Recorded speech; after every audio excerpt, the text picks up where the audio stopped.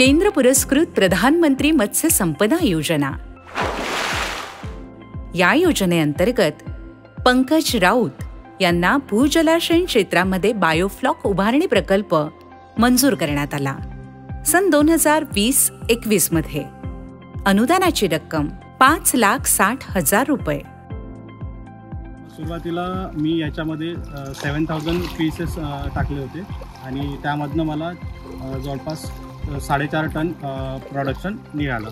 त्यामध्ये मला एकूण नफा जवळपास 75,000 रुपये झाला आणि माझ्या प्रोडक्शनचा जो FCR आला होता तो जवळपास 1.3च्या आसपास आलेला होता।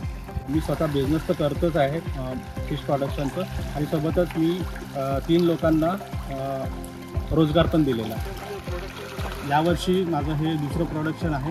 आता मी बायोफ्लॉकच्या सोबतच मी माझ्या अर्बन पॉन्डमध्ये पण मातीच्या तलावामध्ये पण फंगाशियस स्टॉकिंग केली आहे आणि ग्रो करत आहे। यावर्षी मी स्टॉकिंग डेन्सिटी वाढवली आहे। यावर्षी माझ्या या बायोफ्लॉक पॉन्डमध्ये जवळपास 11,000 पीसेस आहेत आणि अर्बन पॉन्डमध्ये पण 8,000 पीसेस आहेत। तर जवळपास मी यावर्षी एक्सपेक्ट करतोय की जवळपास 12 ते 15 टनचं प्रोडक्शन करेल।